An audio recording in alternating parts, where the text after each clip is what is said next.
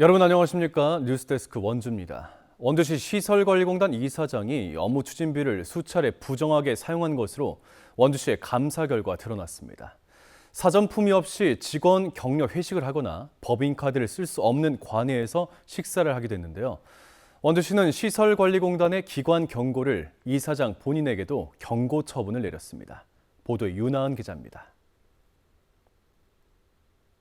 지난달 13일 열린 원주시의회 행정복지위원회 행정사무감사. 원주시 시설관리공단 이사장의 업무 추진비 부정 사용에 대한 의원들의 질타가 쏟아집니다. 횡성 우천까지 가서 영양탕을 드셨어요. 이거 누가 가서 이해를 할까요? 누가 납득시킬 수 있을까요? 잘못 썼으면 잘못 썼다고 그냥 말씀하시면 되지. 염소탕 44만 4천 원, 그리고 나서 28만 7천 원이랑 15만 원 나눠서 결제하셨잖아요. 두 번에 나눠서. 직원들 고생시키지 마십시오. 이사장님이 잘못 쓴 것 때문에 직원들이 이거 품위서 맞추느라고 다른 업무 하겠습니까? 이거 이래서? 의혹 제기가 이어지자 원주시는 이달 초 시설관리공단 이사장 업무 추진비에 대한 특정 감사를 벌였습니다. 2023년 7월 취임 이후 최근까지 업무 추진비 사용 내역 전반을 들여다봤는데 부정 사용이 확인됐습니다.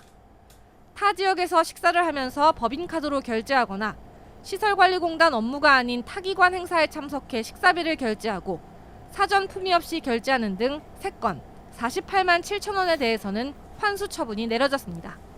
금액 자체가 크고 작음을 떠나서 이 부분은 시민의 세금이기 때문에 단 한 푼이라도 허투루 쓰여서는 안 된다고 생각을 하고요. 이 업추비에 대한 무게감을 좀 가지고 사용을 해야 되지 않나라는 생각입니다. 집행 사유가 불분명한 결제 내역이 91건에 달했고 보신탕 같은 특정 음식점에서만 96건을 집중 사용했습니다. 원주시는 시설관리공단의 기관 경고를 이사장에게 경고 처분을 내렸는데 적절한 수위인지를 놓고도 잡음이 나오고 있습니다. 원주시 자체감사 규칙에 따라 경고는 징계가 아닌 주의에 그치기 때문입니다. 또 결제 후 취소가 잦았던 점, 쪼개기 결제 등에 대해서는 감사실이 부정사용 혐의를 제대로 찾아내지 못했다는 지적도 나옵니다. 원주시가 제 식구 감싸기식으로 감사를 하고 면피용 감사 결과를 보냈다는 것에 대해서 시민의 한 사람으로서 크게 분노하고 있는 상황입니다. 향후에 그 원주시 의회 의원들이 제기했었던 그런 문제들을 가지고 노조 차원에서의 법적 대응을 준비하고 있는 상황입니다.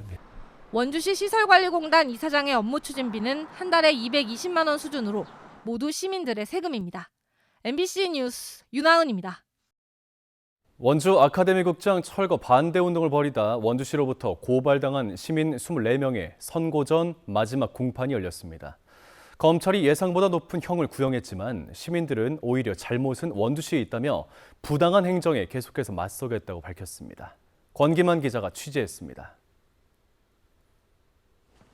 아카데미극장 철거 반대 운동 과정에서 업무 방해와 건조물 침입 혐의로 기소된 시민 24명에게 검찰은 최소 벌금 200만 원, 최대 징역 2년형을 구형했습니다. 검찰 구형 후 최후 변론에 나선 시민들. 원고를 든 두 손과 목소리는 떨렸지만 해야 할 일을, 옳은 일을 했다는 신념은 모두가 굳건했습니다. 업무 방해의 직접적 피해자인 철거업체와 택배업체는 수사와 재판 과정에서 이미 처벌을 원치 않는다는 입장을 밝혔지만 원주시만 강력 처벌을 주장하고 있는 것은 공권력의 폭력이라고 비판했습니다. 지역 문화 공간을 지키기 위한 시민들의 정당한 행동을 범죄로 만들고 저항을 형사처벌로 되갚으며 전형적인 공권력의 폭력을 자행했습니다. 그러면서 법정에 서야 할 것은 시민들이 아니라 불법과 억압적 행정으로 극장을 없애고 오히려 시민들을 형사고발한 원주시정이라고 주장했습니다. 행정에 위법한 결정은 아무리 법적 책임을 지지 않았지만 비민주적 행정에 문제를 제기한 시민은 형사처벌로 내몰리며 수개월간 가혹한 압박이 이어졌습니다. 극장을 지키려다 재판까지 받게 된 시민들은 시정에 반대하는 시민들을 범죄자 취급하고 실제 법정에 세워 범죄자를 만들려고 하는 원주시정을 강력 규탄했습니다. 선고를 앞두고 마지막으로 열린 공판에서 변호인은 시민들의 집회가 지역의 문화자산을 지키려는 공적인 목적의 평화적 시위였음을 강조했습니다. 그러면서 수사와 재판으로 고통받고 있는 시민들이 일상을 되찾을 수 있도록 나아가 우리 사회에서 이 같은 부당한 재판이 반복되지 않도록 합리적인 판단을 해줄 것을 재판부에 호소했습니다. 선고가 다음 달 11일로 확정된 가운데 시민들은 재판 결과와 관계없이 부당한 행정에 계속해서 맞서겠다는 뜻을 밝혔습니다.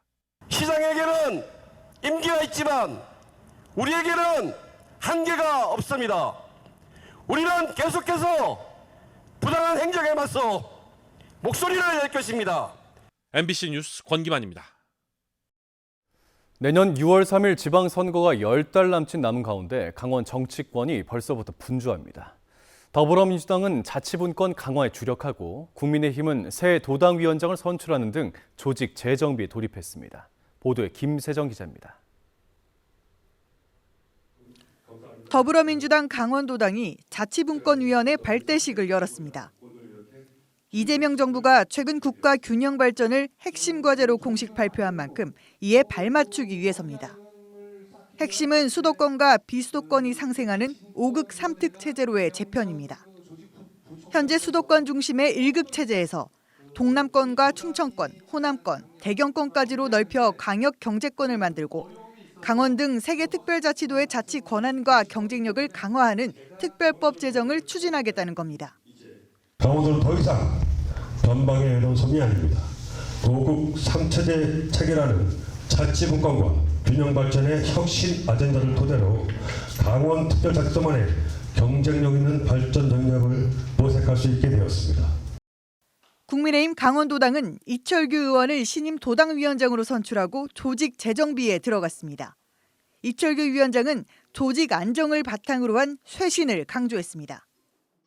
또 지난 대선에서 패배했지만 정파와 관계없이 민생 안정을 위한 정책적 뒷받침에 힘쓰겠다고 했습니다.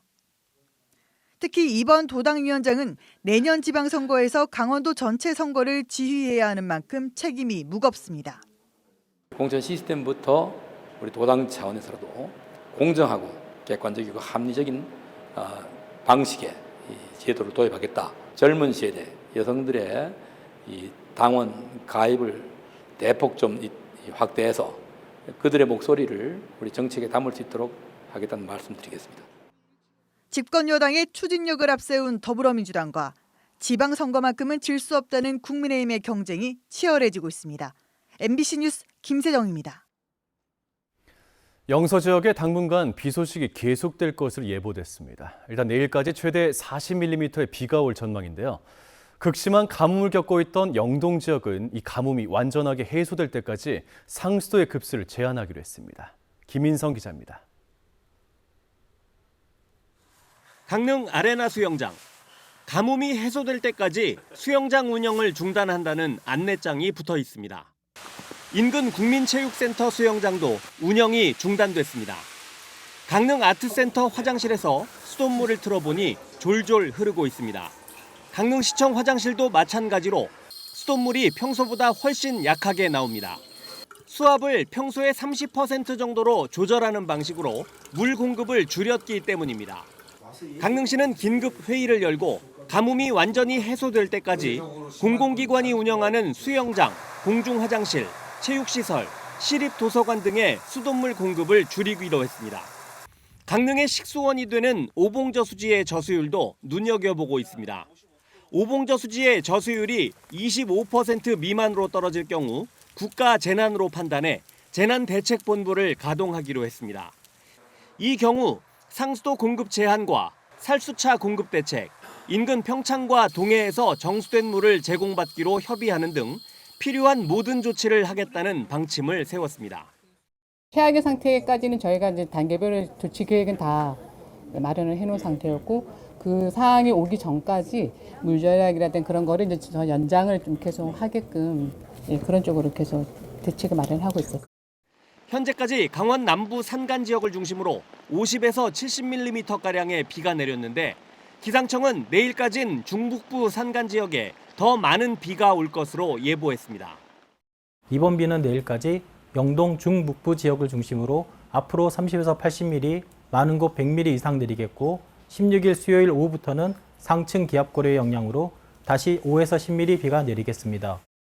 14일 기준 강릉 오봉저수지의 저수율은 26.7%, 이번 비가 아니었다면 수요일쯤 25% 미만으로 떨어질 뻔한 아찔한 상황이었지만 기상청 예보대로 100mm 이상 많은 비가 내려준다면 큰 위기는 피해갈 수 있을 전망입니다. 가뭄이 장기화된다면 이번 주 안에 저수율이 25% 이하까지도 갈 수 있는 위험이 있었습니다. 하지만 어젯밤 30mm 정도의 비와 앞으로 100mm 이상 비가 온다면 저수율이 60% 이상 갈 것으로 저희들은 생각하고 있습니다. 강릉시는 당분간 많은 피서객들이 몰리면서 상수도 사용량이 늘 것으로 보이고 농업용수 공급도 유지해야 하는 만큼 시민들이 물 아껴 쓰기에 동참해 줄 것을 당부했습니다. MBC 뉴스 김인성입니다.